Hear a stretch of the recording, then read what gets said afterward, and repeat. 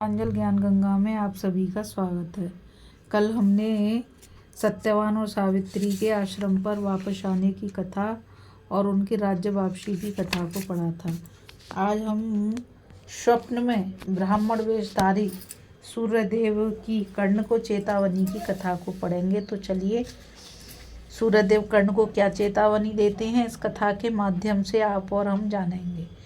जन्मेजय ने पूछा, ब्राह्मण लोमश जी ने इंद्र के वचनानुसार पांडुपुत्र युधिष्ठिर से जो यह महत्वपूर्ण वाक्य कहा था कि तुम्हें जो बड़ा भारी भय लगा रहता है और जिसकी तुम किसी के सामने चर्चा भी नहीं करते, उसे भी अर्जुन के स्वर्ग में आने पर मैं दूर कर दूंगा। सो वैशंपायन धर्मात्मा महाराज युधिष्ठिर को कर्ण से वह कौन सा भारी भय था जिसकी वह किसी के आगे बात भी नहीं चलाते थे। वैशंपायन जी कहते हैं, भरतश्रेष्ठ राजा जन्मेजय, तुम पूछ रहे हो, अतः मैं तुम्हें वह कथा सुनाता हूँ। सावधानी से मेरी बात सुनो। जब पांडवों के वनवास के 12 वर्ष बीत गए और 13वां वर्ष आरंभ हुआ तो पांडवों के हितैषी इंद्र कर्ण से उनके कवच और कुंडल मांगने को तैयार हुए। जब सूर्यदेव को इंद्र का ऐसा विचार मालूम हुआ तो वे कर्ण के पास आए।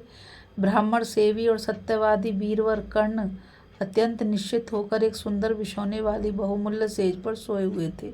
सूर्यदेव पुत्र स्नेहवश अत्यंत दयार्द होकर वेदवेत्ता ब्राह्मणों के रूप में स्वप्नावस्था में उनके सामने आए और उनके हित के लिए समझाते हुए इस प्रकार कहने लगे, सत्यवादियों में श्रेष्ठ महाभाव कर्ण, मैं स्नेहवश तुम्हारे परम हित की बात कहता हूँ, उस पर ध्यान दो। देखो, पांडवों का हित करने की इच्छा से देवराज इंद्र ब्राह्मण के रूप में तुम्हारे पास कवच और कुंडल मांगने के लिए आएंगे। वे तुम्हारे इस नियम का पता है कि किसी सत्पुरुष के मांगने पर तुम उसकी अविष्ट वस्तु दे देते हो और स्वयं कभी किसी से कुछ नहीं मांगते, किंतु यदि तुम अपने जन्म के साथ ही उत्पन्न हुए इन कवच और कुंडलों को दे दोगे तो तुम्हारी आयु क्षीण हो जाएगी और तुम्हारे ऊपर मृत्यु का अधिकार हो जाएगा। तुम सच मानो, जब तक तुम्हारे पास ये कवच और कुंडल रहेंगे तुम्हें युद्ध में कोई भी शत्रु नहीं मार सकता। ये रत्न में कवच कुंडल अमृत से उत्पन्न हुए हैं, इसलिए यदि तुम्हें प्राण प्यारे हैं तो इनकी अवश्य रक्षा करनी चाहिए। कर्ण ने कहा, भगवान, आप मेरे प्रति अत्यंत स्नेह दिखाते हुए मुझे उपदेश कर रहे हैं। यदि इच्छा हो तो बताइए, इस ब्राह्मण वेश में आप कौन हैं? ब्राह्मण ने कहा, हे तात, मैं सूर्य हूँ।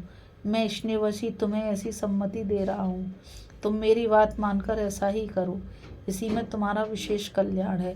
कर्ण बोले, जब स्वयं भगवान भास्कर ही मुझे मेरे हित की इच्छा से उपदेश कर रहे हैं तो मेरा परम कल्याण तो निश्चित ही है, किंतु आप मेरी यह प्रार्थना सुनने की कृपा करें। आप वरदायक देव हैं। आपको प्रसन्न रखते हुए मैं प्रेम पूर्वक यह निवेदन करना चाहता हूँ, यदि आप मुझे प्यार करते हैं तो इस व्रत से मुझे विचलित ना करें। सूर्यदेव, संसार में मेरे व्रत को सभी लोग जानते हैं कि मैं श्रेष्ठ ब्राह्मणों को मांगने पर अपने प्राण भी अवश्य दान कर सकता हूँ। यदि देव श्रेष्ठ इंद्र पांडवों के हित के लिए ब्राह्मण का वेश धारण करके मेरे पास भिक्षा मांगने के लिए आएंगे तो मैं उन्हें अपने दिव्य कवच और कुंडल अवश्य दे दूंगा। इससे तीनों लोकों में मेरा नाम हो रहा है, उसे बट्टा नहीं लगेगा। मेरे जैसे लोगों को यश की ही रक्षा करनी चाहिए, प्राणों की नहीं। संसार में यशस्वी होकर ही मरना चाहिए। सूर्य ने कहा, कर्ण, तुम देवताओं की गुप्त बातें नहीं जान सकते, इसलिए इसमें जो रहस्य है वह मैं तुम्हें नहीं बताना चाहता। समय आने पर तुम्हें वह स्वयं ही मालूम हो जाएगा, किंतु मैं तुमसे फिर भी कहता हूँ कि तुम मांगने पर भी इंद्र को अपने कुंडल मत देना, क्योंकि इन कुंडलों से युक्त रहने पर तो अर्जुन और उसका सखा स्वयं इंद्र भी तुम्हें युद्ध में परास्त करने में समर्थ नहीं है। इसलिए यदि तुम अर्जुन को जीतना चाहते हो तो ये दिव्य कुंडल इंद्र को कदापि मत देना। कर्ण ने कहा, सूर्यदेव, आपके प्रति मेरी जैसी भक्ति है वह आप जानते ही हैं, तथा यह बात भी आपसे छिपी नहीं है कि मेरे लिए उदय कुछ भी नहीं है।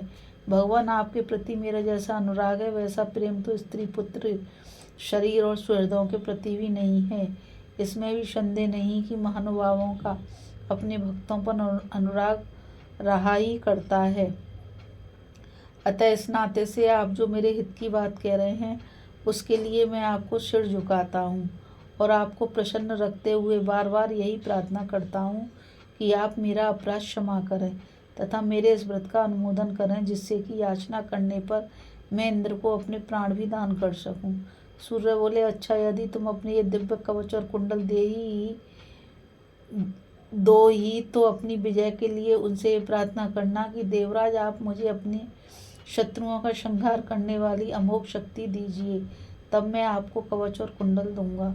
महाबाहो, इंद्र की वह शक्ति बड़ी प्रबल है। जब तक वह सैकड़ों हजारों शत्रुओं का संहार नहीं कर लेती तब तक छोड़ने वाले के हाथ में लौट कर नहीं आती।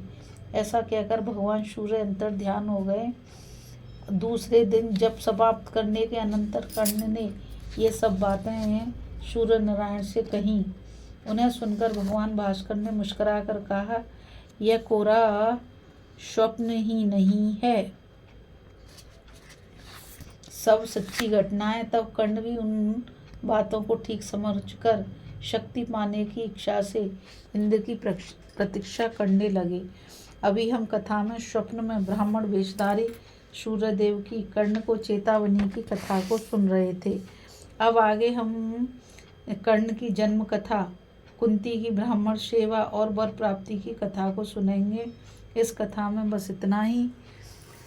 मुझ गीता रावत को आज्ञा दीजिए। कल फिर मिलेंगे एक नई कथा के साथ। और मैं आप सभी से यही कहना चाहूँगी कि इस चैनल को ज़्यादा से ज़्यादा लाइक, शेयर और सब्सक्राइब कीजिए ताकि यह अमूल्य ज्ञान अधिक से अधिक लोगों को प्राप्त हो सके। इस कथा में बस इतना ही। राधे राधे, जय श्री कृष्णा, नमस्कार।